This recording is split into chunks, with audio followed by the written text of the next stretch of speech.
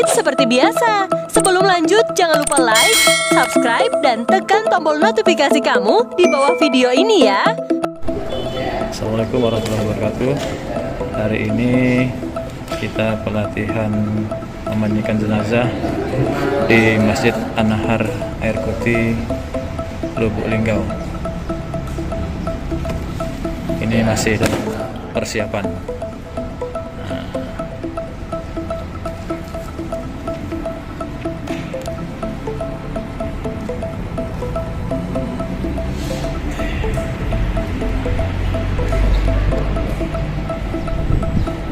Jangan taruh sih jamaah, bukan di kesana lagi.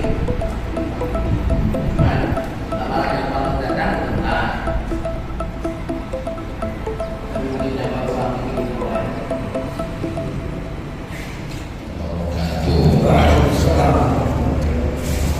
Alhamdulillah, wassalatu wassalamu ala nabiyina Muhammad wa alihi wasallam. Yang kami banggakan, Ketua Majelis Amal Kematian kita, yaitu siapa ketua? Mampai dua, Mampai Dimadian, kemudian bendahara yaitu Rosif hadir bersama kita sedang mau masuk itu, yaitu Bapak Haji Solehaun dari Lumpur Imam Haji Haji Madian. Seluruh jamaah yang hadir di sini, siang hari ini, sore hari ini kita akan membahas tentang tajhizul jenazah. Saya akan simpel saja karena ini sudah dibuat PowerPoint-nya. Sini mana? Kita buat simpel saja. Kami tidak akan bacakan lagi hadis-hadisnya, tapi ini sudah menjadi rangkuman daripada istinbatul ulama. Pentingnya ngaji ini karena saya lihat semangatnya nih. Ya, grup amal kematian ini dari semangat beli ember, beli ini. Cuma aku mikir, ini tidak tahu ilmu, juga kacau kayak om. Jamaah celup-celup dia main. Ya, lanjut jenazah kan fahmi karena dikasih oleh Allah amanah ilmu, maka izin sore hari ini menyampaikan. Mudah-mudahan bermanfaat. Dan dari ilmu ini nanti kita akan tahu mana yang bernilai syariat, mana yang bernilai adat.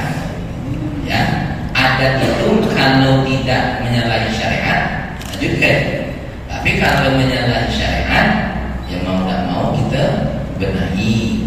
Benahi itu dua, menghilangkannya atau bagaimana menjadikannya sebagai syariat. Nah, itu yang paling penting.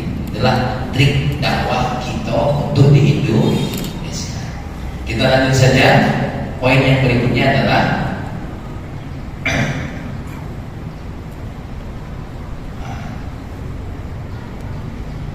sekarang kita akan lihat dulu peralatan yang perlu dipersiapkan. Ya, yang perlu disiapkan. Poin pertama, jenazahnya dulu harus ada. Jangan sampai kita siap barang-barang jenazahnya negatif. Ya, tolong jangan ada hoax. Ya, kaget tahu jenazah negatif. Ya, setelah jenazah kita pastikan ada matinya memang ini. Ya, maka ini peralatan yang perlu kita persiapkan. Tempat untuk memandikan jenazah, tentukan dulu tempatnya. Tempatnya ruangan yang tertutup, bisa tertutup dengan permanen atau kita tutup dengan kain. Nah, ini mungkin memang nanti Mang Wasit bisa mikir ya, kalau ada ruangan yang tertutup mungkin apa? Kain atau bagaimana? Ya, ini harus penting yang harus kita sediakan. Yang kedua, sediakan 3 gentong minimal ini.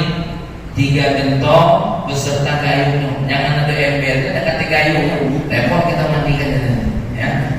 Air jernih secukupnya, karena nanti dari 3 ini, 1 air jernih, yang kedua air sabun, yang ketiga air kapur. Nah, 3 inilah. Nah, ditambah lagi air jernihnya supaya banyak, jadi 4 gentong tidak apa-apa. Tapi ini minimal 3 jenis. Jadi nanti 1 gentong air jernih, 1 gentong air sabun, 1 gentong air kapur. Nah, yang untuk air sabun sama air kapur mungkin gentongnya tidak terlalu besar. Sedang yang paling perlu dibesarkan itu air yang jernih. Mama menyemprotkan baju yang kaget. Sahabat ini kita pasti betul alat yang ada. Jangan mandi dan tegak, mayat dan tegak memandikan gentong dan hati karena pencarian air, ya. Kemudian sabunnya apa baik? Boleh, ya. Kalau di dalam fikih itu namanya sidir, daun sidir, ya, supaya dia itu kesel badannya, jadi apa namanya bersih. Terserah sabun dia, ya. Nah, sesuai dengan iklan boleh, mana baik? Air kapur, barus dan wangi-wangian. Wangi-wangian itu kalau dalam ilmu fikih itu namanya hanud.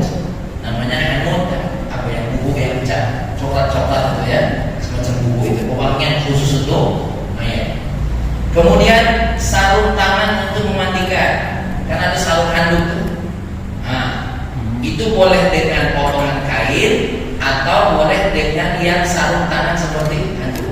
Satu mayat satu udah buang. Bagusnya, jangan kaget setiap mayat pakai kurang, ya, kurang baik, ya, sekali pakai.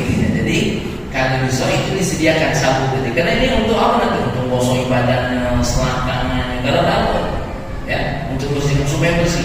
Kere-kerenya. Nanti kalau yang sudah selangkang saya buang, karena pas yang selangkangannya pasti kita buang nanti, ya, kita buang. Kemudian potongan atau gulungan kain kecil-kecil untuk ikat, untuk kancing tadi. Ya, karena tidak boleh pakai kancing yang penting. Nah, apalagi ada yang macam-macam kancing apa namanya sakurai. Nah, tidak usah pakai sakurai. Ya. Kemudian kapas, benang, gunting, ini semuanya alat-alat yang ini dalam ilmu fikih namanya apa? Wasailul wasail. Ini penting. Jangan dikira tidak penting. Wudu mendekati ember bisa jadi tayamum gitu. Ya. Kayak banyak kalau cerita bab ini. Yang penting ini penting. Jangan dikira ini tidak penting. Nah, penting. Kain basahan itu untuk menutupi bagian kemaluan. Ini penting untuk menutupi apa? Karena tidak boleh telanjang pula. Kalau perempuan berarti nanti dimandi kain basahannya dari dada sampai lutut. Kalau yang laki-laki dari atas pusar sampai lutut. Ya. Karena nanti yang mandikan perempuan, yang mandikan laki-laki. Makanya jangan membuat mandikan yang begitu. Aku tahu kayak gitu. Bahaya memang. Ya. Nah, ini alat keperluan untuk kita mandi jenazah. Nah, kain gulungan kecil-kecil tadi itu terserah. Nah, jumlahnya berapa? Karena kepala tuh, kemudian leher biasanya, terus bagian pinggang, termasuk ada bagian dada, terus bagian lutut seperlunya. Sekiranya tidak cukup, tambah lagi, tidak jadi masalah. Karena ini kain yang dimaksud dengan gulungan kain kecil-kecil tadi, ya. Oke, selanjutnya adalah handuk. Mana? Oh, handuk dan lain-lainnya. Handuk setelah dimandikan dia harus kita keringkan. Lanjut. Dan lain-lain itu kalau yang diperlukan. Apa tidak bisa langsung? Kalau di sini beda.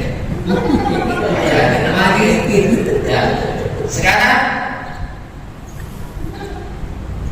ada terhadap orang yang sakit parah, maksudnya ini menjelang kematian. Ini orang sudah sakratul maut, muhtadar. Bagaimana? Ketika kita nengok sudah sakratul maut, jangan diam baik. Langsung segera gerakkan, kita hadapkan dia kiblat. 3 model. Pertama, kiblat di sebelah kanannya. Maka ketika kiblat di sebelah kanannya, akan kita miringkan badannya begini. Yang kedua, dia di sebelah kiri. Tidak perlu pindah-pindah, memang susah. Caranya gimana? Miringkan juga badannya supaya ada kiblat, ya. Atau dia lagi terlentang, maka arahkan kakinya ke arah kiblat. Jadi kalau ada orang tua kita yang menjelang sudah seperti mau meninggal dunia, ini yang dibuat. Jangan cuma nangis baru.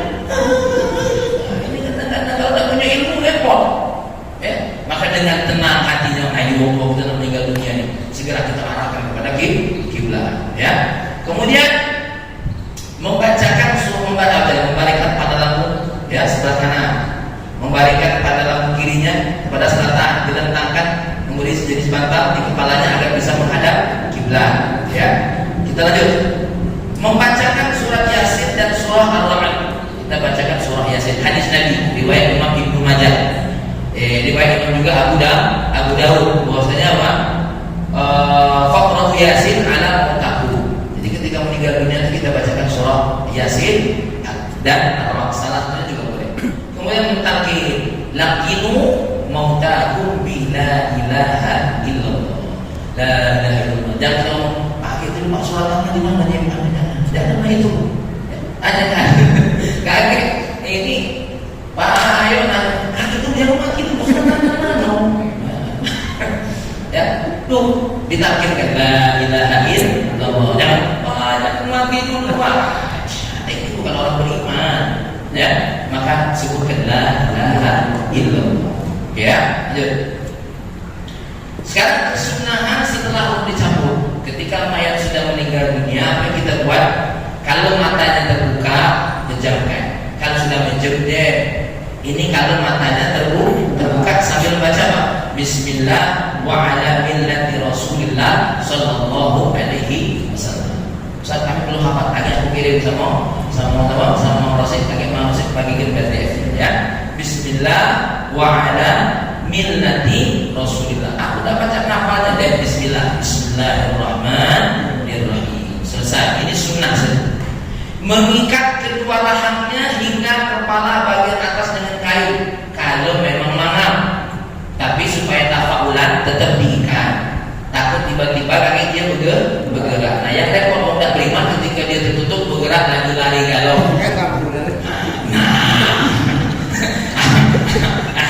Ini yang gawat, ya kan?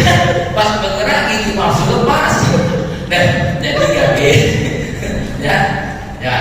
Lanjut melemaskan sendi-sendi tulangnya. Jadi kita lemaskan, digerakin sedikit-sedikit supaya enak dimandikan tadi kan?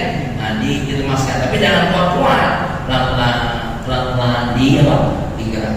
Melepaskan pakaian mayit dengan pelan-pelan. Pakaian kita lepaskan, lalu mayit ditutupin dengan kain yang tipis. Tipis ini bukan yang transparan, yang sedang, bukan yang tebal kayak selimut tidur gitu tidak. Yang tipis, kain yang sedang, kayak kumash, kayak baju. Jangan pakai selimut, atau lagi pakai bed cover, nggak usah. Kaki dia berkeringat, ya. Jadi mayit diletakkan di tempat yang agak tinggi, ada kasurnya, ya, atau ada ranjang-ranjang kayu yang agak tinggi, nah itu boleh, ya. Atau di atas kasur, jangan diletakkan di mana?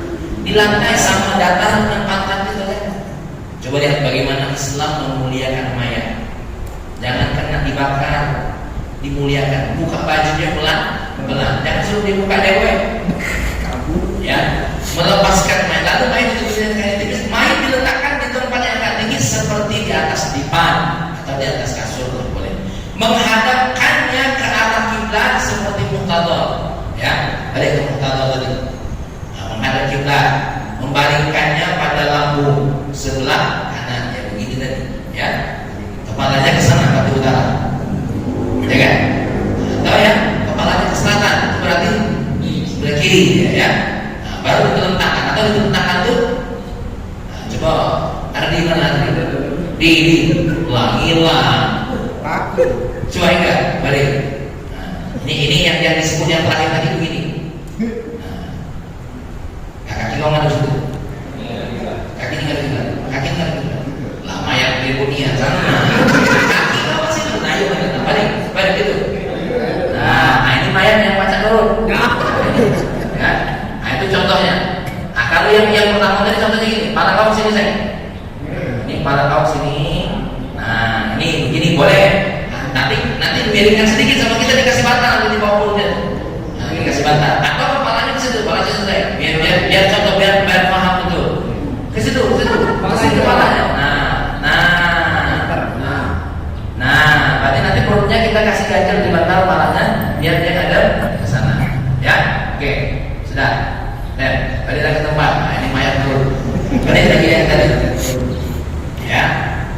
Nah, ini kalau dia sudah meninggal dunia, ya.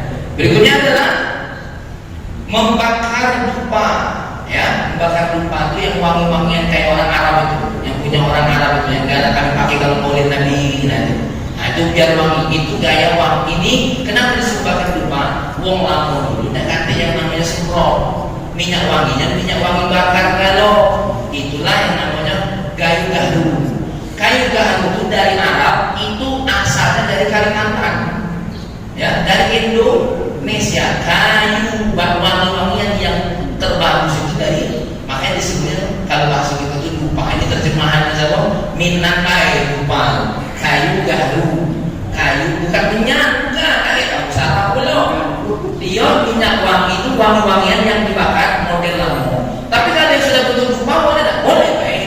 Yang penting kita wanginya kita suka, ya, wanginya kita suka. Menaburkan wangian di sekitar menaburkan wangian di sekitar mayit, boleh minyak wangi kita boleh di apa ya, tapi ingat bukan di badannya, di sekitar mayit saja. Meletakkan sesuatu yang agak berat di perut mayit, kira-kira 54 gram, ya, 54 gram atau 0,5 on. Apa tuh kira-kira biasanya ditaruh? Gunting atau kunci mobil, boleh. Nah, kemana? Oh, ini kira-kira. Pokoknya adalah pemberat yang menutupi apa? Menutupi di atas perut si mayit. Ya, sunnahnya. Biar dapat dan melengkung perutnya, karena orang mayit itu kan anginnya masuk, ya. Sesegera melunasi hutang dan laksanakan wasiatnya. Nah, ini pihak keluarga ada yang bagian nanya kita bapak kita ini hutangnya apa baik? Ini kalau sudah dikaji, ini ya tidak mesti harus saat itu juga, tidak harus, ya. Tapi ini bagian ketika dia sudah mayat, segera merawatnya. Mestinya itu yang di pojok ini, yang itu tuh hutang itu di bawah, salah urutan kalau, ya, baru segera merawatnya dan memandikannya. Nah, baru nanti setelah merawatnya dan memandikannya baru kita nanyoi hutang-hutangnya, ya. Kira-kira yang kemarin janji nak menguraukan aku siapa mati, sebenarnya dia wajib bukan bayar, ya. Sudah, sekarang kita masuk perawatan jenazah. Ada 4: memandikan, mengkafani, mensolati, memakamkan. Ini harus berurutan tertib. Mandikan dulu, mengkafani dulu, mensolati dulu, baru kita makamkan.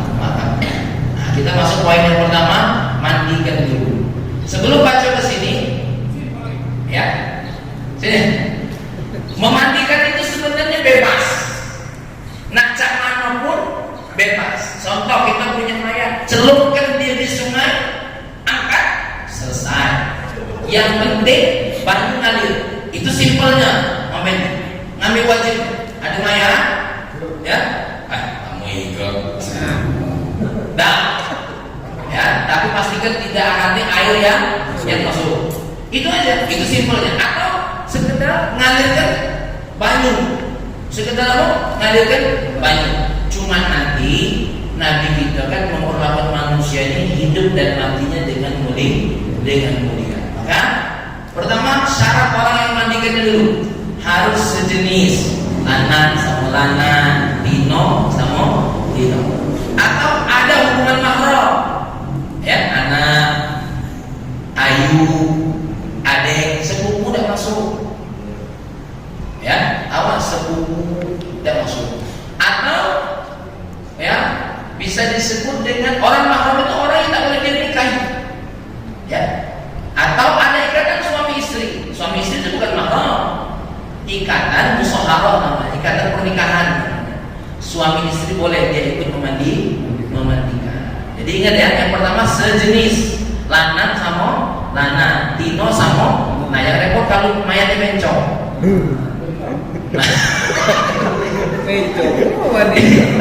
Ini dari kemarin aku mikirnya ke alim mana, wah ini kira-kira kalau bencong ini ya. Ya maka kita balik hukum asal. Dia kan kalau lanang, ya. Nah, yang kemudian mahram tadi anak, ya, atau adik kandung dan segala macam. Atau ada ikatan suami istri. Kemudian memiliki keahlian dalam mandikan mayit. Nah, makanya ini saya kepengen nih dulur-dulur gitu ya, dalam satu grup ini harus bisa cara memandikan si mayit gitu. Jangan tidak baca. Kemudian orang yang memandikan dan orang yang bantunya harus memiliki sifat amanah dan dapat dipercaya. Mohon maaf, karena orang yang memandi itu dimandikan itu macam-macam bentuknya. Dan ini kita tidak boleh menceritakan apa yang kita temukan dalam mandi, haram.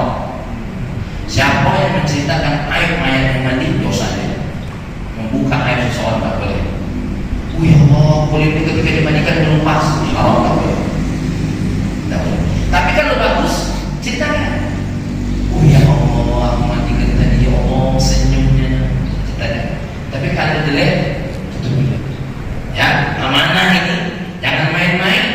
Kita tidak boleh menceritakan sedikit pun aib. Sedikit pun aib tidak boleh. Ya, tidak boleh kita ceritakan. Dan jangan ceritakan sama cucu, sama anak, tidak usah. Tidak penting. Ini tolong dipegang mana. Kalau dia sakit, kok bekas jarum-jarumnya ya. Jangan kita ceritakan, tidak usah. Aman. Ya, tapi kalau sekedar luka-luka ringan taruhlah. Tapi ya kalau bisa tak usah gimana? Lancar, alhamdulillah. Jangan main alhamdulillah, masyaallah, main alhamdulillah. Yang penting tak ada masalah. Lancar. Ingat kita bakal main kalau waktu kita jadi mayat itu, terus kita mau meninggal ceritakan kita. Ya, jangan kita ceritakan. Aku mohon ini pesan Nabi kita Muhammad Sallallahu Alaihi Wasallam. Dan peringatan haram melihat auratnya mayit kecuali untuk kesempurnaan mandikan. Pada saat kita memandikan mayit kan ada kelasannya tadi, tangan kita cukup yang masuk saja, ya. Tetap yang bagian menceboi adalah tangan kiri, jangan pakai tangan kanan. Nanti ya sunnahnya kita bersihkan, kecuali memang mau tidak mau harus terlihat, ya, harus terlihat, tapi bukan diteliti. Kalau harus terlihat tidak ada masalah, tapi jangan diteliti. Oh ya, nanti kan punya aku. Tidak boleh. Ada macam-macam. Tidak boleh. Ini karena niat jadi gawe ini kita mau berikan. Boleh. Nah, kecuali untuk kesempurnaan mandi, ya boleh. Disunahkan contoh, mohon maaf, dia ini kan dari sakitnya sudah sering buang air. Kita mau lihat kira-kira ada tak najis kering yang ada dalam apa? Bagian airnya. Kita cek, karena jangan-jangan ada yang bagian kering. Karena waktu kita pegang, kok ini keras. Ada kemungkinan bisa kayak lalatnya atau ada kutilnya, atau memang itu najis. Mau tidak mau harus kita kotoran keringnya bersihkan. Cukup nengok cek itu baik, jangan lama-lama. Ini kapan lama-lama? Dosa gitu, haram, ya. Disunahkan pula memakai air dingin, bukan air es. Air dingin itu jangan pula dingin es, bukan pula ya, bukan pula apa namanya, bukan pula air panas dah, ya, karena lebih menguatkan daya tubuh mayit. Kecuali di saat cuaca dingin maka boleh kita agak panaskan, ya, agak hangatkan. Maka disunahkan memakai air hangat. Lanjut. Nah sekarang baru kita masuk tata cara mandikan. Ini batas minimal, menghilangkan najis yang ada pada tubuh mayit, mengguyurkan air secara merata ke seluruh tubuh. Itu tadi najisnya dibuang, kemudian disiram. Nah, tuh, jadi selesai. Dalam lama, siko air cukup. Tidak perlu nak air kapur, tidak perlu nak air apa tadi? Air yang lainnya tidak, cukup air saja.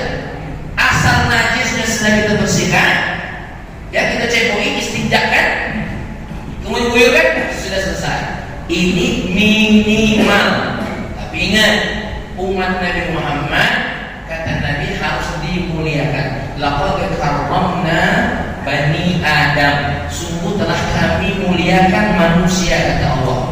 Maka waktu hidupnya dimuliakan, ketika matinya mau diletakkan ke dalam kuburnya juga terus dimuliakan. Ya, lanjut. Cara mandikan yang sempurna, tempat memandikannya sepi, tertutup dan tidak ada orang yang masuk kecuali yang bertugas. Ya, anak-anak dipanggil, ayo sini yang masih mahram keluarga, yang seperlunya kita panggil, ayo mandikan. Ini ibumu, ini ayahmu, ini kakak kau, ini ayu kau, ya. Tuh, menaburi wangian semisal dengan bakar lupa. Sebenarnya bukan menaburi, menebarkan, ya, menebarkan wangian. Kita tebarkan dulu, kita hidupkan, kita apa? Kita pasangin dulu tadi. Karena makan pakaian pakai bakar ini enak. Walaupun kita beraktivitas, wanginya tetap apa? Terus naik, gitu ya, terus naik. Tuh, cuma sayangnya di Indonesia nih rata-rata kalau yang tidak ngerti beli lupanya di Pacino pula, gitu nah. Sebenarnya kalau lupa yang Arab itu banyak, jadi wanginya lebih sedap, gitu nah. Ah, lanjut. Mayit dibaringkan dan diletakkan di tempat yang agak tinggi seperti di atas dipan. Ini boleh di sini, ini tempat mayit kita. ya. Nah, di atas gigi. Kemudian menutup semua anggota tubuh mayit saat memandikan, atau cukup auratnya saja antara pusar sampai lutut, juga tidak atas pusar. Oh, lutut jika tidak memungkinkan, kita tutup galo-galo badannya dari atas sampai sini, atau kalau tidak memungkinkan cukup tadi. Kalau yang laki-laki dari atas pusar sampai lutut, kalau yang perempuan bagusnya galo-galo, ya. Kemudian orang yang mandikan wajib memakai alas tangan, tadi yang aku bilang tadi, sarung tangan tadi. Ketika menyentuh auratnya, jadi jangan sampai langsung kulit dengan kulit. Malu manusia ini kan otaknya main ini sering apa dibisi oleh syaitan. Nah ini makanya dijaga, harus ada khilqah. Kalau tidak, otak manusia ini ya Allah aneh-aneh gitu nah. Mau main di mana tak tahu aneh-aneh gitu nah. Makanya harus ada khilqah nanti dimandikan. Ya, harus ada khilqah. Makanya harus ada mahramnya. Harus pakai mahram ketika menyentuh auratnya. Dan sunnah beralas tangan ketika menyentuh bagian tubuh selain aurat. Begitu juga yang lainnya sunnahnya harus. Tapi yang bagian aurat tadi wajib. Mau tidak mau itu satu harus. Nah ini ya. Lanjut. Mengenderkan punggung mayit pada lutut orang yang memandikan, dan tangan kanannya memegang leher mayit, sedangkan ibu jarinya untuk menahan tengkuk mayit. Nah kita coba contohkan. Nah ini kalau ini bisa ditinggikan kan? Nah, ini kita pakai dulu yang di bawah. Sini Ardi. Lagi punya aku ya mayat sih kalau. Nah ini contohnya ya. Sini boleh kan? Ini contohnya. Nah ini. Ini contohnya kalau kita tidak pakai apa? Tidak pakai ini. Tidak pakai alas, ya. Kalau tidak pakai alas, jadi sunnah sekitar 95 derajat lah miringnya. Nah, ya. Kemudian mengurut perutnya, diurut supaya keluar. Ya, hal paling ya. 95 derajat. Nah, benar ada kata itu. Diurut perutnya. Dibujuk sampai keluar. Lalu dengan tangan kiri, tapi pelan-pelan, jangan buru-buru. Pelan-pelan diurut pelan-pelan. Yang menurut kita dia bisa keluar ya, pelan-pelan gitu ya, dapat keluar. Kemudian membersihkan dua lubang kepala, tidak usah dipraktek, ya, dibersihkan. Nah ini yang agak suruh urut ini agak kurang tinggi minat tadi. Ini mestinya membersihkan gigi ini duluan tadi, ya. Nah, mestinya membersihkan gigi ini sebelum mengurut perut tadi, dibersihkan dulu, ya, dibersihkan dulu. Pakai tangan kiri itu lah, dibersihkan giginya. Nah kalau pakai ini ya boleh tangan namurai, dibersihkan gigi. Nah membersihkan gigi, mohon maaf, itu boleh pakai sikat gigi kita, atau pakai siwaknya kita, atau kalau tidak ada kain yang keset, handuk. Nah makanya tadi jawab bilang tadi, kalau dia handuknya sarung tangan enak, ya, dibersihkan. Tapi bagusnya pakai siwak. Nah nanti kalau ada mungkin di stok ya untuk main. Nah di siwak dibersihkan giginya. Cara menyiwaknya itu angka 8. Nah ini sunnahnya, ya, sunnahnya. Nanti sama lidah-lidahnya juga. Nah, jangan maksudnya pakai dia muntah loh. Jangan mati muntah. Nah lidahnya dibersihkan. Nah dibersihkan. Nah ini jadi caranya. Angka 8 dibersihkan dulu, ya. Ini masya Allah.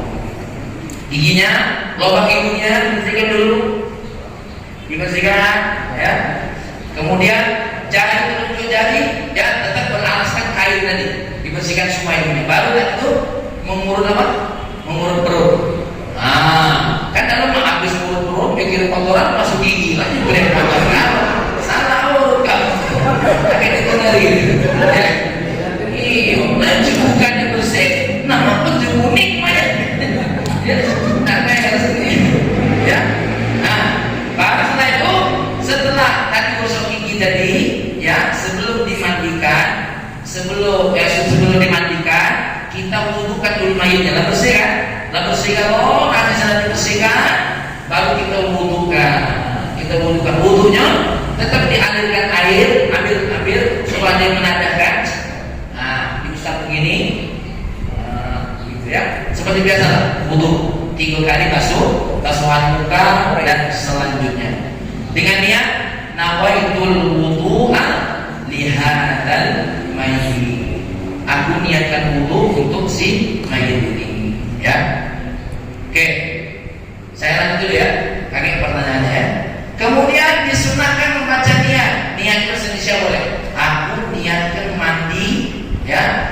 Nawaitul mayyit. Nah, saya niatkan mandi untuk mayit ini, ya. Nawaitul ghusla li hadhil mayyit. Oke, itu atau niat itu boleh ada yang dulunya. Tapi yang paling masyhur nawaitul ghusla an hadzal mayyit. Kalau dia cewek an hadhil mayyitah. Itu salah tulis lebih lanjut. An hadzal mayyit atau an hadhil mayyitah. Kalau tidak, bahasa Indonesia, aku niat mandikan mayat. Dan kalau udah hafal bahasa Arabnya, niatnya seperti itu. Dan niat letaknya dalam hati, boleh dilafalkan. Baru membasuh mayit mulai kepala hingga telapak kaki dengan apa? Air sabun dulu, sampo atau daun bidara, ya. Dengan mengguyurkan ke kepala mayit, mengguyurkan sebelah kanan dulu bagian sini, ya. Dimulai dari leher sampai telapak kaki. Kemudian mengguyurkan sebelah kiri bagian depan, kemudian mengguyurkan sebelah kanan bagian belakang dengan agak memiringkan posisinya, mengguyurkan sebelah kiri bagian belakang. Kita praktekkan dulu. Nah, ini contoh buhur. Nah, ini contoh buhur yang bukan buhur Cino atau aku tadi. Ini contoh memang paling agak beli dewe. Akhirnya jawab jima prosek. Nah, itu punya kita orang. Ya. Nah, ini kita contohkan yang pertama. Ya.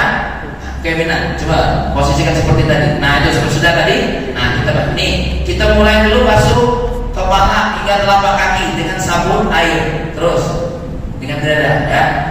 Di kepala mayit dulu. Terus kemudian leher bagian kanan, terus kanan dulu gimana? Nah, situ. Bagian depan terus ini. Kemudian bagian kiri. Nah, kemudian bagian belakang, miringkan dulu. Nah, miring mayat. Miring sini, miring dewe. Nah, dilipat dulu kakinya, baru. Nah, ya. Kenapa kakinya begitu dulu? Biar dia minum. Coba balik lagi pada kaki tadi. Coba kalau tidak dibilu ke, angkat badannya langsung. Nah, susah. Makanya dibilu ke. Kalau lama ini justru sertifikat, gitu. Ya. Nah, ini bagian belakang. Sudah selesai bagian belakang sebelah situ, balik lagi sebelah situ. Nah, betulkan dulu kakinya, baru dilipat. Nah, baru dibasahkan. Ya. Nah, cuma sunnahnya kepalanya ditanda. Itu dibiarin bayar pimpinan. Wah, kacau ini. Ya, nanti kan ada sekolah kawannya kan menadahkan kepalanya. Jangan diperhatikan tuh kayak di mata, enggak usah ke leher nih. Nah, diperhatikan gitu. Ya. Nah, itu sunnahnya. Ini begini ya. Kalau sudah membilas seluruh tubuh mayit mulai kepala sampai kaki dengan air. Terus ya, bilas dulu semua. Sudah dibilas telah bersih seperti tadi bilasan. Balik lagi seperti tadi, balik lagi. Kepala bagian kanan, sisi kanan. Ya. Nah, cuma sunnahnya dengan itu airnya kalau bisa jangan langsung ke tubuh mayit, tapi ditandakan dengan telapak tangan.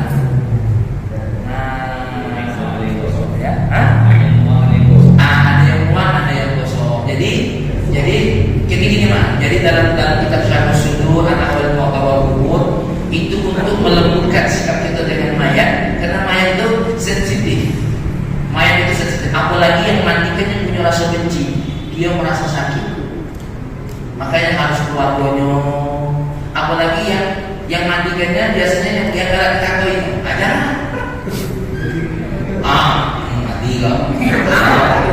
Sunnah begitu, makanya dipilih lah. Dulur-dulurnya tadi, mahrum-mahrumnya tadi. Ya, kamu jangan lupa nikah dengan aku. Lah, kamu sholat, nah itulah kayak gitu. Nah, ini mengguyur seluruh, jadi dibilas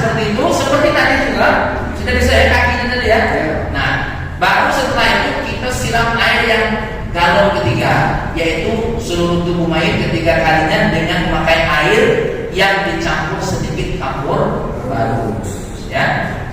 Jadi setelah belok-belok, nah basuhan tadi mangkok 3 kali, kanannya tadi 3 kali, kiri tadi 3 kali, belakang 3 kali. 3 kalinya boleh bolak-balik, tapi bangunnya tidak usah banyak bergerak. Ketika basuh 3 kali, 3 kali. Memang nggak sabar mandikannya, nggak sabar. Dan ini pun sunnah mandi kita dalam keseharian. Pandu kiri dulu, kanan belakang, ya sunnah. Cuma kita kan kadang-kadang lama ya langsung saja. Oke, lanjut. Nah, tata cara mandikan, runtutan penyiraman. Untuk 5 kali basuhan, maka dengan urutan seperti berikut: air sabun dulu, kemudian air pembilas. Basuhan ketiga, keempat, kelima memakai air yang dicampur sedikit kapur barus atau sejenisnya. Jadi air pertama, kedua itu air pertama tadi apa? Air sabun. Palanya kita sampui, galau-galaunya kita sampui, kemudian badannya kita sabuni, ya. Baru setelah itu coba air bilas. Nah, setelah dia bersih, kita kasihlah air kapur. Dokter lah yang paling ngerti kenapa dikasih air kapur. Tentu terkait dengan apa? Kulitnya dan wanginya juga, ya, supaya tidak menyebarkan bau atau busuk. Jadi 3, 4, 5 isinya air bilas. 3, 4, 5-nya air kapur. Itu 5 basuhan. Kalau 7 basuhan, satu air sabun, 2 air, yang kedua air bilas, air ketiga air sabun lagi, yang keempat air 5, 6, 7. Nah, kira-kira kita nak pilih yang mana? Ya, nak yang 7 boleh, nak yang apa boleh, ya, silahkan. Tergantung bagaimana kita ingin memandikannya, boleh. Ustaz, lebih dari ini mana? Boleh. Cuma banyak itu menggeruk belum ayat juga gitu, ya. Lama itu apa kata dia? Dingin pula, loh. Ayo benar, iyo. Masuk kulkas indah ini kan? Ya. Oke. Sampai memandikan sini, oke ya? Oke, lanjut. Ya. Tata cara mengkafani. Minimalnya 1 kain. Nah, mayat ini contoh 1 kain selesai. Nak lanang, nak tino, laju. Sikok itu cukup, ya. Sikok itu cukup. Kainnya apa? Aku baik, kain kita bahas. Ini aku dulu. Kainnya apa? Aku baik. Dan warna merah, karena dia partai PD, warna merah. Karena dia partai PKB, warna hijau. Karena dia PKS, kuning hitam. Atau yang terbaru apa? Oranye hitam. Aduh, warna batik, laju.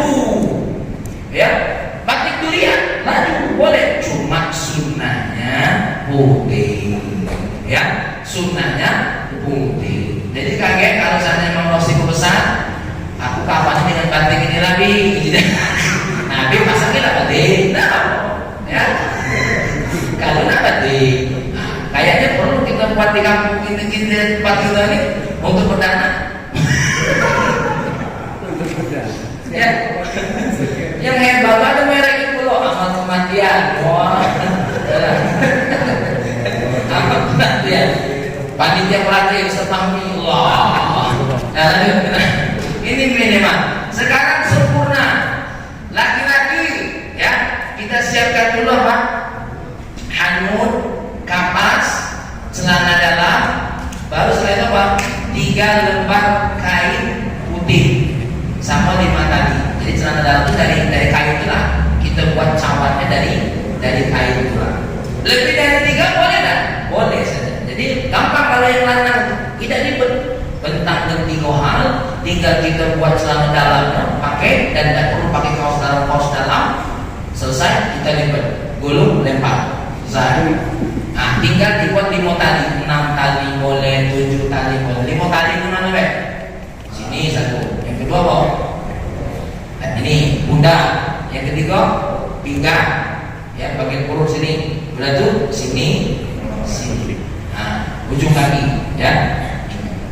Jadi tinggal di ujung kaki, di bagian ujung kaki. Mau ditambah bagian sini boleh, takut dia terbuka. Cuma kalau ada tambah sini kayak repot pas mau mengukurnya kan, mau dibuka ada repot. Jadi Jadi bagian apa? Bagian pundak. Itu yang untuk laki-laki. Nah, yang lumayan ini perempuan. Perempuan ya, kita hanut, kapas, kemudian celana dalam, ya, sarung dulu karena perempuan itu ada sarungnya. Kemudian baju gamis. Nah, cuma nanti bolehlah kalau untuk perempuan ditambah untuk pengikat bagian apa? Bagian dada, ya, untuk pengikat bagian dada. Dari kain itu lah. Nanti ditambah boleh, ya. Baju gamis, kerudung itu khimar, ya, khimarnya dari ya sampai dada saja, khimar sampai dada saja. Kemudian 2 lembar kain kafan 5 tali. Kita bentangi dulu mana untuk yang mana biar mudah. Jadi kita susun dulu. Jadi mayat itu sebelum ditaruh kita bentangin dulu apa? Kain kafannya. Ya. Oh, mayat sudah selesai mandi. Oke, jangan bawa dulu. Nah, kita bentangkan dulu. Siap-siap mandi. Tadi ngomong belum? Belum. Yang laki-laki dulu. Yang laki-laki dulu. Yang penting 3 lembar kain kafan. Abang Dibantu Hasan ya.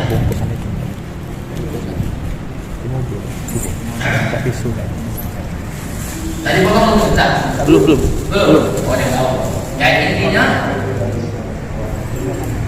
Oh, belum dibagi nanti, belum ya? Coba ditinggal dulu.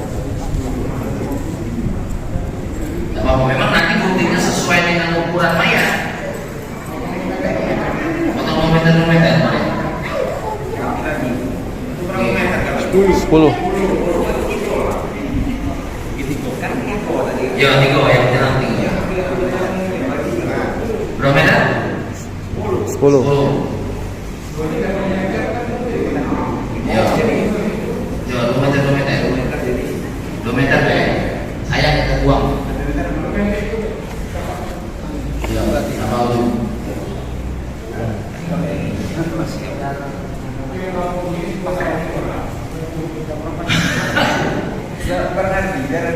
Amin.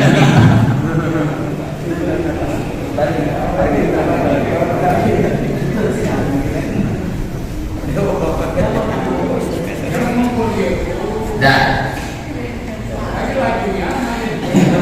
2 meter ada. 2 meter saja. Bagi 5, Kak. Bagi 5 dulu. Kami ini 4 ini ya. Nah. 26. Ini beda ini yang bukan.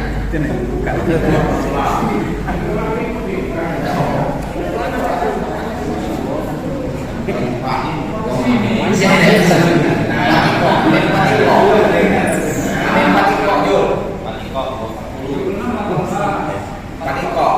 Patiko.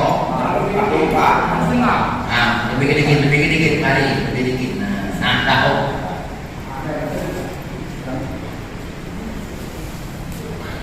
Tak mau ini agak tambah dikit gitu ya, karena biar praktek. Aku paling lalu. Nah, bentangkan mayat nanti pas pakai kapan? Cara yang tadi lah, ya. Mana yang ini, yang bagus itu, ya kita upayakan dia menghadap kiblat. Bagusnya berarti kakinya yang kita panjangkan kalau untuk apa? Untuk masangkan kain kafan. Beda dengan apa? Waktu dia sebelum dibungkus dan sebelum dimandikan. Ya, nanti itu dikasih apa? Dikasih pewangi, dikasih baru Oke, memang biar nggak usah. Yang penting kainnya betul. Kainnya. Yang penting maksudnya gitu. Nanti kan kalau ini 2, nanti kan yang paling di atas kalau yang cewek kan cawat tuh. Cawatnya sama bagian untuk dado. Nah, kalau yang cowok paling atasnya itu cawat biar dipasangi. Cawat tuh jadi ketika dia dipasang itu kasar-kasar tuh lah disiapin. Nah, kalau yang perempuan yang paling atas nanti yang paling dulu. Yang paling dulu nanti dipakai apa tadi? Khimarnya, kemudian sarungnya dulu. Atau di atas sarung tuh ada cawat dulu sama bagian dada tadi. Sama baru sarungnya, baru bawahnya tuh gamisnya, baru 2 lembar. Itulah kira-kira. Jadi kita nyusunnya tuh yang paling bawah tuh yang paling bahkan terakhir, ya. Ya, itu. Nah ini bisa ditumpuk begini atau agak sedikit nyampe, tidak bakal muat. Jadi kita susah coba mana ada disampingkan sedikit. Yang penting dia ketik mau badan. Nah, betul-betul. Nah, agak disampingkan sedikit. Nah, yang penting yang paling atas masuk mana deh. Nah, dah. Oke, kira dulu. Ya, ya udah. Bismillah. Oke, lanjut. Hah? Dan disimulasi dulu apa? Simulasi, yo, lanjut.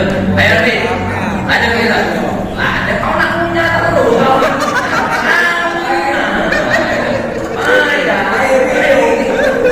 Nah, bismillah. Saya mampu. Yo. Buka ya minum air. Buka minum air. Ada, apa celana pembinaan, celana. Biar dia ngerti. Itu kan pakai celana kan kau buka sarung kau dulu. Ini ngomongin. Nah ini yang lanang boleh kita pasangi baju tadi, tinggal tutup kepala juga ya. Tinggal tutup lehernya baik. Sudah, biar langsung Pak Dokter kita simulasinya. Ayo, sudah, bismillah. Mumpung waktunya.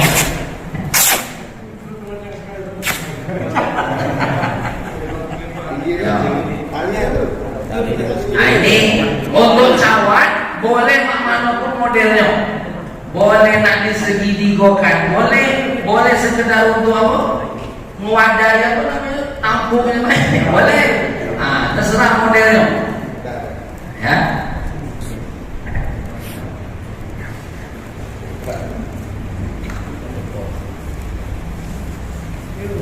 Karena dekatnya hadisnya saya harus segitiga, nanti terserah.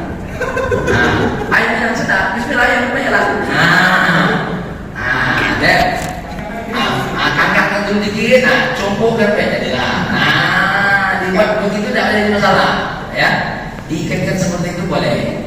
Ustaz, model sempaknya begini itu adat, bukan syariat, ya. Nak lebih dikit dari itu boleh.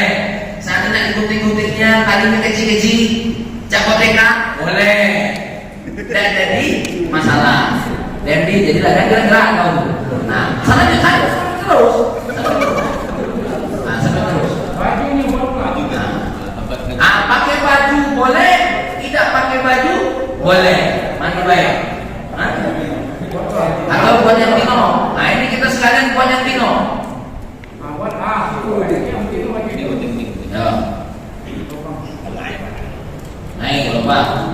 Ini gaya baju Romawi zaman dulu. Baik Kak?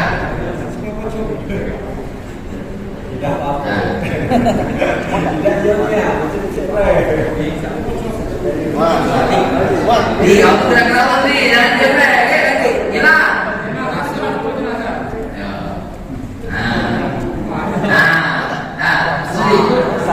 Kurang bisa kali. Payah tuh ngerjain. Tidak mengukur dulu malah.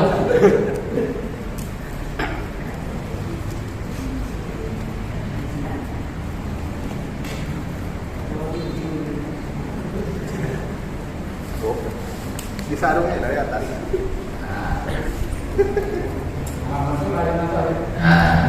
Pakai atas sedikit. Kayak kamu memposisikan mayatnya tadi yang kurang ke sini dikit. Ya, tidak apa-apa lah. Geser. Mundur dikit mayatnya. Tahan dulu mayat. Kalau mayat-mayatnya aman gitu. Geser dikit Pak. Lagi.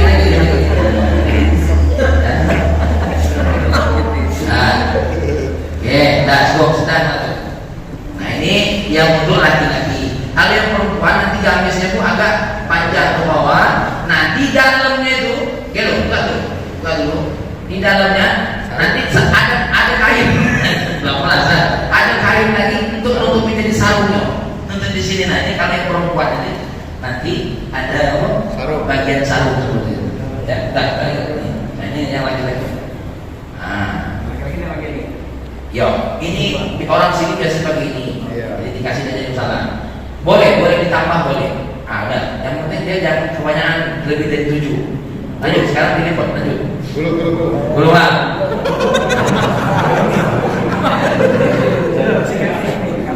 Oh iya, nggak usah ada kapas-kapas yang dikasih yang bagian lubang telapak tangan, ya. Bungkus. Termasuk bagian kemaluan, ya dikapasin juga. Sekiranya kalau nanti ada keluar cairan yang berikutnya, dia tidak perlu dimatikan lagi, cukup di situ saja. Ya, jelas. Nah, lipat dulu. Ini digulung dulu itu nah. Nah, digerak terus ada bergerak nih. Pegang deh. Pakai nyaman di situ. Dan nanti bungkus kalau nanti pas di tanah baru dia bisa.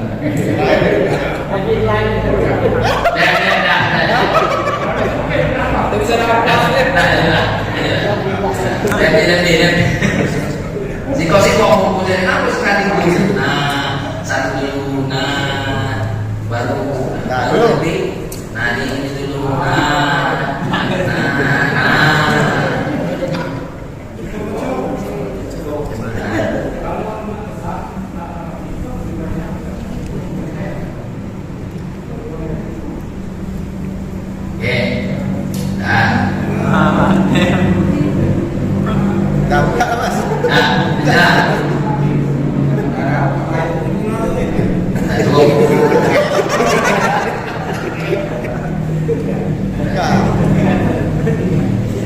sudah ya? Sudah Pak Dokter ya? Pak Dokter, aku nanti sampai simulasi kubur. Pak. Ya. Oke ya. Nah, kalau dalam hitungan fikih mempedik yang begini ini 3 lapis. Ya, dia hitungannya 3 lapis. Lebih dari ini silakan saja. Tapi jangan sampai israf. Jangan sampai kategori yang berlebihan. Karena tadi 1 bungkus saja sudah cukup ya. Baik. Berarti tadi kalau kita banyak lagi tidak apa-apa, kainnya lebih banyak. Oke, untuk selanjutnya sudah selesai nih yang mengkafali. Ada yang ditanyakan tentang mengkafali? Barangkali ada hal yang ada yang baru ditanyain. Ya, kukira sampai ya. Yang paling penting itu ya tadi peletakan kapas-kapasnya segala macam. Lanjut. Ustaz, Apa? ini kan kita lihat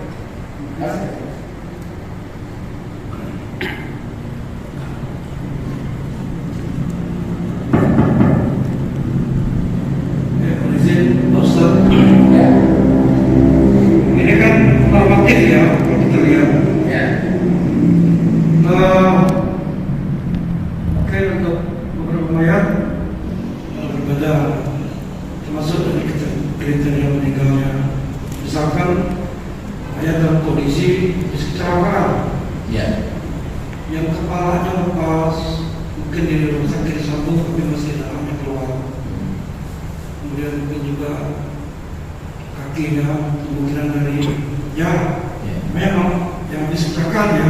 Nah, tentu ini masih menurunkan darah.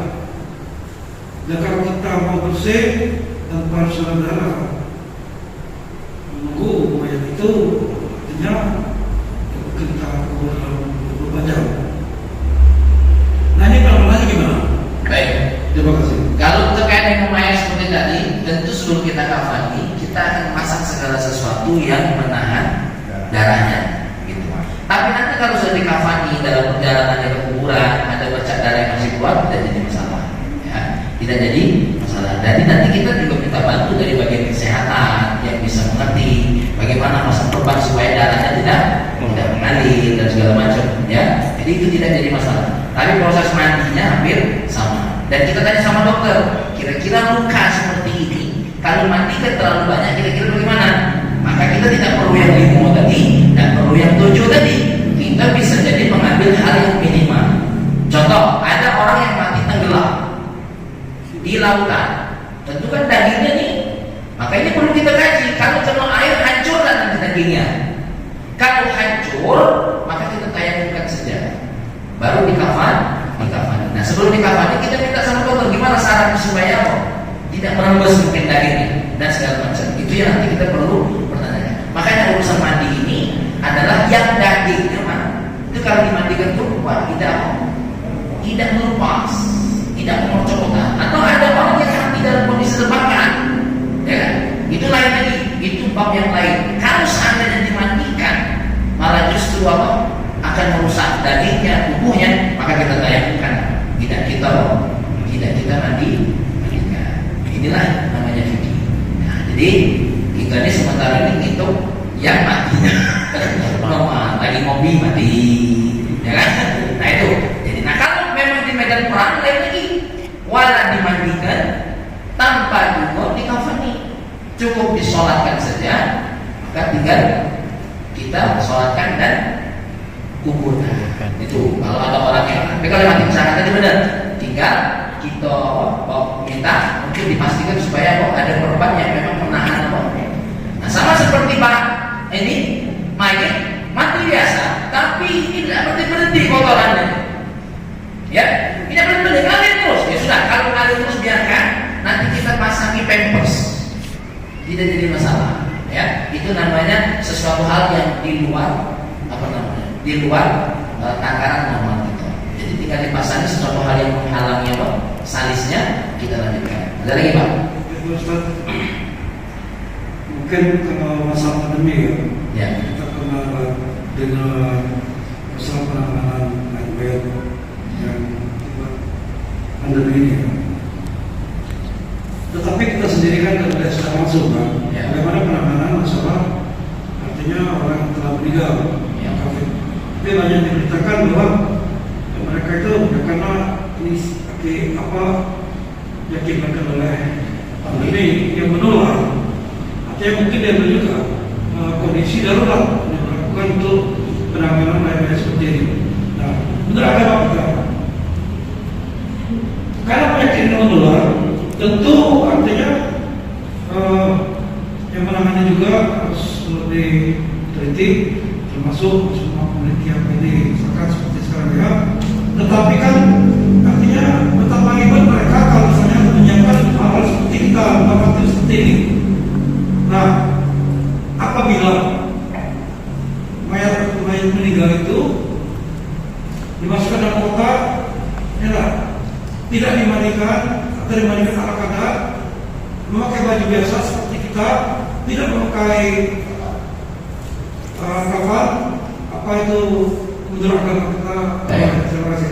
Pertama saya jawab dulu masalah tentang penyakit ini. Kita serahkan kepercayaan kepada orang yang punya ilmu. Ya. Kalau dia memang benar mengatakan itu benar, ya tanggungan dia. Kalau dia mengatakan itu adalah tidak benar, ya tanggungan dia juga. Tapi terkait dengan pengurusan jenazah, saya dari MUI sudah membahas kajian tentang apa? Sebenarnya orang yang mati COVID itu tidak ada masalah untuk dimandikan, karena yang mandikannya adalah pakai baju apa? Jadi kemudian kalau perlu mayat ini, mohon maaf, ketika dimandikan bagian yang kantong bakal mengeluarkan apa? Droplet, tutup. Cukup kain basah saja untuk dilap. Makanya saya sudah pernah protes ke pemerintah. Tapi karena yang protesnya yang di daerah, ya mohon maaf, ya. Kenapa? Karena sekali lagi penanganan mayat ini, mohon maaf, yang dipakai itu standar luar negeri, standar wong yang tidak kenal dengan ilmu agama, gitu. Nah ini mohon maaf. Dan mohon maaf kalau dia ngaji sama ulama. Mandi tadi kan Bapak mungkin agak terlambat tadi. Mandi itu ada sekadar minimal. Kita buat teknologi mandi atau kopi. Contoh tadi kan aku sudah bilang, dicelupkan di air saja cukup, atau dialirkan dengan air itu tanpa sentuhan tangan, tidak jadi masalah. Gitu. Contoh masukkan dalam satu ruangan, semprot selesai. Gitu. Sayangnya sistem ini tidak dibahas oleh ulama. Makanya saya bilang kita protes dari awal. Mayat tetap harus dimandikan, dan mengkafani ini kan mudah. Kalau memang berbahaya, dipastikan tetap dikafani, atau dikafani dulu, lalu baru dipastikan. Nah, terkait dengan pakai peti, ya, tidak jadi masalah, karena ada hal-hal yang darurat, memang mau tidak mau. Tapi tinggal posisi mayatnya yang dibenarkan. Yang banyak posisi mayat yang melintang ke atas kepala. Nah, itu juga kita protes, makanya report kita kemana itu. Tapi sekali lagi, pada daya. Yang penting, aku kalau tanya oleh Allah, kalau ada dua bandel, balak risalah, ya, wa adaitul amanah. Pahami? Kalau balagtul risalah wa adaitul amanah. Selesai ini. Ya, itu yang terkait dengan COVID. Nah, itulah makanya kalau memang mau dikaji banyak hal yang bisa dibuat dari hasil ilmu fikih. Ilmu fikih tidak ada kaku, tidak ada kaku. Ilmu fikih itu bisa diproses. Kalau kita paham dari awal tentang pemandian, ini pemandian secara sempurna, digosok, dibersihkan kotorannya. Kalau sekedar COVID, sudah jangan gosok-gosok. Kita yang penting basuhkan dia, selesai. Nah, kasar kado, mandak pacar disemprot dicelup. Ya, tapi jangan lama-lama. Itu saja. Jadi itu yang terkait dengan sebenarnya terkait dengan masalah COVID. Jadi kalau kita nak tutup ya tutup, bukan tidak jadi ditutup. Apalagi yang mandikannya pakai APD dan segala macam. Nah, saya kira itulah ya, lumayan. Mudah-mudahan dapat dijawab. Kita lanjutkan. Selesai dari sekarang kapan ini? Ada lagi orang tua apa? Tadi berkaitan masalah yang tadi adanya yang menyambung masalah yang ditanyakan dengan COVID. tadi masalah bukan COVID Pak, yang masalah mayat mati kecelakaan. Ya, ya. Itu bagaimana hukumnya secara Islam apabila terdapat penggunaan seperti alkohol untuk meredam arus keluarnya darah itu Pak. Oh, ya, untuk supaya dapat darah. Iya. Dan jadi masalah, boleh. Di dalam Islam untuk mengeluarkan darah itu banyak cara. Zaman dulu dengan besi panas supaya langsung masak. Ada. Nah, zaman sekarang mungkin lebih halus dengan apa? Cara dokter lah. Dengan apa? Dengan alkohol. Dan jadi masalah kalau memang itu bagian daripada yang diperlukan. Karena ini mimba bidorah supaya tidak mengeluarkan apa? Mengeluarkan darah. Dan jadi masalah dokter. Dan jadi masalah ketika itu memang diperlukan untuk si mayat. Nanti kan setelah dipasangkan alkohol, ya nanti nih di dalam orang sehat saja ada yang disebut dengan hukum jabirah. Hukum wudunya orang jababir ada. Itu ada hukumnya. Makanya bagusnya itu sebelum dia dipasangkan suntikan alkohol tadi, ya kita mandikan dulu, itu jauh lebih bagus. Supaya nanti ketika sudah dimandikan, ya baru disuntikan alkohol tadi dan kita tinggal bersihkan saja. Karena walaupun dia darahnya keluar lagi, tidak perlu dimandikan lagi. Ya, cuma paling kalau masih ada rembesan ini, kita bersihkan sedikit saja pakai kapas. Nah, dibersihkan sedikit pakai kapas. Jadi tidak perlu, darahnya keluar lagi, kita mandikan lagi. Nah, kotorannya keluar lagi, kita mandikan lagi. Tidak, cukup dibersihkan apa? Cukup dibersihkan kotoran saja. Jadi dokter tak jadi masalah, ya pakai alkohol aja masalah. Oke, aja. Sudah sampai kapan ini? Belum sampai sholat? Hah? Oh, ya udah. Nah, berikutnya untuk mensolati, saya lanjut saja. Untuk mensolati coba arti tadi. Untuk mensolati kita sudah tahu ya, sholat itu rukunnya cuma takbir, baca Fatihah, baca sholawat, takbir ya baca sholawat, bukan Fatihah.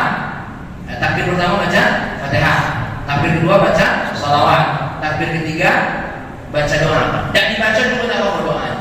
Baru takbir keempat. Ada doanya apa dibaca dan tidak juga tidak apa. Tapi yang wajib tadi dua, yaitu apa?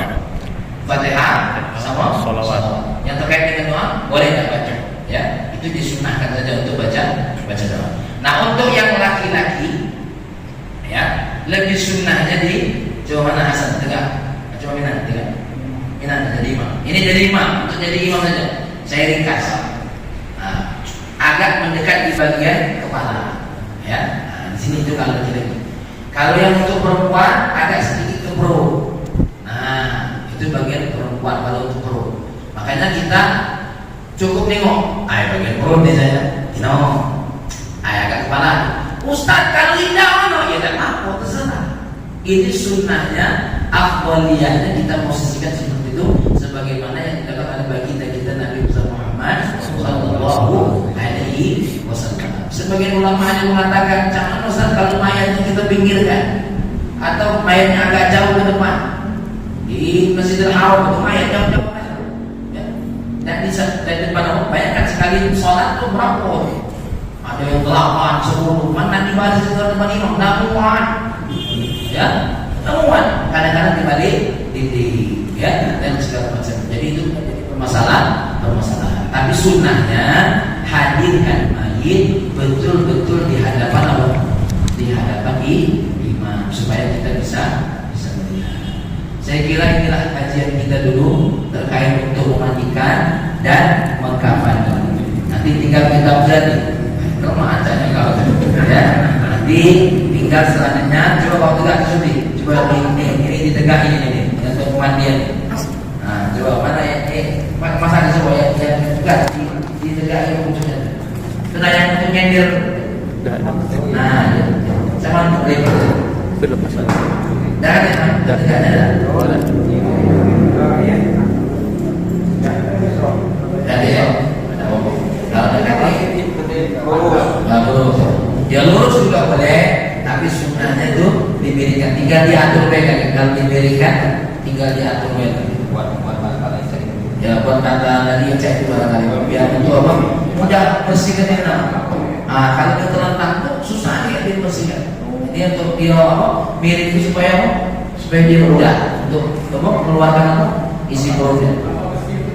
Ya mungkin tambah bersih atau itu kan bisa di setel memang. Bisa tek. Nah itu bisa di setel. Cara untuk membaca Quran dulu. Jadi tinggal di apa? Tinggal di atur bisa. Nah berikutnya sebagai apa? Nah tinggal. Enggak masalah bisa. Enggak bisa. Tidak bisa.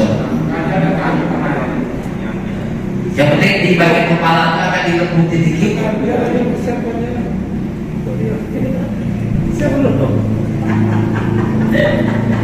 Karena dia mengucapkan dokter masalah mau bagi dari apa perlu latihan itu kalau kita nak mandikan jenazah. Kalau ada di jenazah harus latihan. Kalau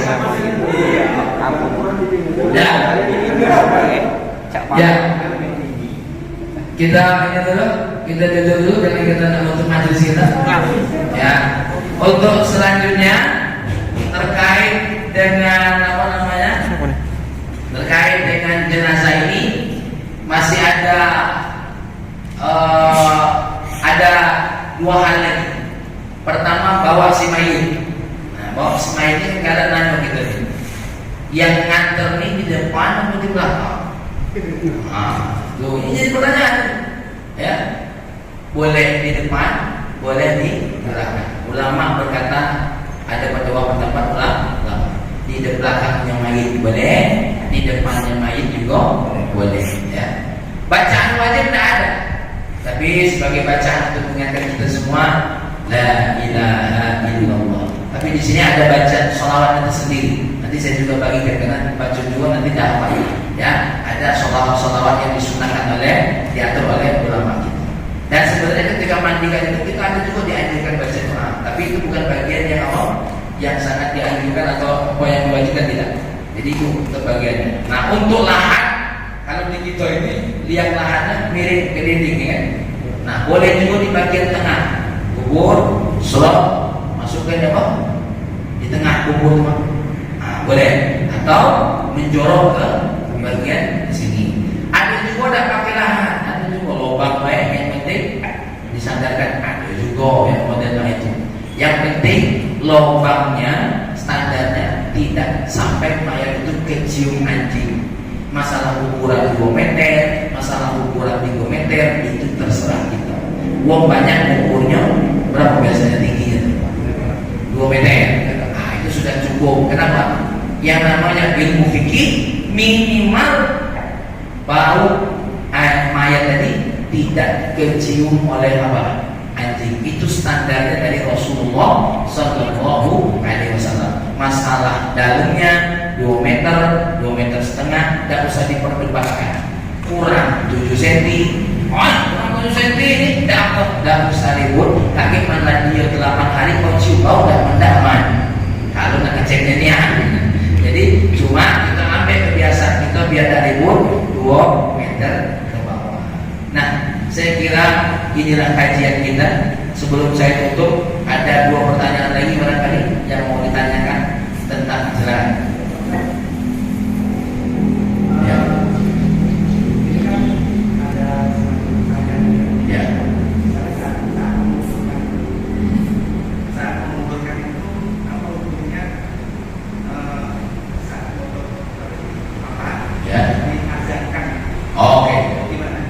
Imam Ibnu Hajar menyebutkan orang itu ketika dilahirkan diazankan, maka begitu pula dia di ketika mati. Hukumnya kias, dalilnya adalah dalil kias. Dikiaskan ke ketika dia apa? Ketika dia waktu lahirnya. Jadi maka dikiaskanlah. Itu ada sebuah hadis Nabi, kullu idza wulida lahu mauludun fa'adzana fi udhunihi al-yumna wa aqama fi udhunihi al-yusra lam yadurruhu musliyan. Anak itu kalau lahir diazankan di telinga kanannya, dikomatkan di telinga kirinya, maka tidak terganggu oleh jin yang mengikutinya, namanya musliyan. Maka disunahkan berdasarkan tadi para ulama, dikiaskan ketika dia meninggal pun diadzankan. Dan dakwah adzan ini bukan cuma untuk yang meninggal dunia, tapi kita yang mendengar ini juga menjadi dakwah bahwasanya kita pun akan diadzankan seperti itu. Itu salah satu hikmah daripada. Kalau ada yang tidak mengadzankan gimana? Tidak apa-apa, tidak jadi masalah, ya. Karena ini adalah khilaf bain ulama antara nas hadisnya atau tidak. Tapi dengan jelas Al-Imam Ibnu Hajar menjelaskan bahwasanya apa? Dikiaskan. Dan dalam mazhab Syafi'i masalah adzan kiasnya paling banyak. Contoh, ketika kebakaran tuh, secara nas hadis nggak ada Nabi suruh kebakaran, ada. Nah, tapi dikiaskan oleh baginda Nabi kalau ada kebakaran itu ada Allahu Akbar, Allahu Akbar, Allah. Jadi kalau ada yang azan kira-kira jam 2 malam, kita bangun, ada apa nih? Atau ada di rumah, kita ada. Kalau ada jam 3 malam, belum mau apa? Lah, kita bangun. Kita nengok apa nih? Baru ada. Oh ya Allah, ada yang kebakaran. Bukan gitu, tampang kita ada. Allah pakai mic azan. Jam 2 malam kalau ada yang kebakaran, ya. Maka itu salah satu hal yang dilakukan dalam azan. Jadi itu ada khilaf bain ulama, ya. Tapi dalam mazhab kita Syafi'i disunnahkan ketika menguburnya adalah dengan adzan. Dalilnya apa? Ya, dalam mazhab kita Syafi'i dalilnya ada 4. Quran, sunnah, ijma, qiyas. Maka dalilnya adalah al-qiyas. Yang tidak mau pakai salah, silakan. Tidak menjadi syarat dan rukun bagian apa? Melakukan untuk satu lagi silakan. Sudah. Dan sudah kita tutup majelis kita ini, dan sebelumnya saya mengucapkan terima kasih dulu kepada semuanya yang hadir, dan mohon maaf kami mengajak kita semua melalui Mang Rosi, melalui Mang Pendi Maria untuk kita semua agar kita tahu bagaimana melakukan mandi mayit. Untuk materi tadi supaya bisa dimurojai, diulang-ulang, nanti aku kirim ke Mang Rosi, ya, nanti bisa dipelajari. Nanti kalau pengen belajar tentang dalil-dalilnya kita buka kitabnya, karena kalau pakai dalilnya sampai 2 bab ini caranya tidak nyampe kan gitu, ya. Tapi ini untuk prakteknya, dan insya Allah kita yakin dengan ulama kita yang menulis ini tentu hal yang disesuaikan. Dan tadi yang sudah sampaikan, kalau ada yang diperdebatkan itu hal yang terkait dengan disunahkan. Kalau yang wajibnya tidak ada perdebatan antara ulama. Contohnya kain kafan tadi, mana gunanya korosif dan siko. Siko ini sudah cukup, sudah menjadi satu lipatan. Ini saja yang dapat saya sampaikan. Mari kita berdoa kepada Allah Subhanahu wa taala. Allahumma shalli wa sallim ala sayyidina Muhammad wa ala ali sayyidina Muhammad. Ya Allah, kapanpun kau tentukan kematian kami, wujudkan dalam husnul khatimah. Ya Allah ya Rahman ya Karim, beri kami kesempatan untuk memperbaiki diri kami sebelum kematian itu tiba. Ya Allah ya Rahman ya Karim, izinkan kami untuk melakukan saudara kami, memperlakukan saudara kami yang mendahului kami, ya Allah, dengan baik. Maka melalui majelis ini, ya Allah, kami belajar bagaimana menghormati mereka, menghargai mereka ketika Israel sudah menyambut nyawanya, ya Rahman ya Karim. Ya Allah, mudah-mudahan ilmu yang kami pelajari sore ini bermanfaat buat kami, buat keluarga, dan semua tetangga kami, ya Allah. Dan jangan ada ragu-ragu lagi di antara hati kami, ya Allah, untuk melakukan fardu kifayah sesama muslim, ya Rahman ya Karim. Rabbana atina fid dunya hasanah wa fil akhirati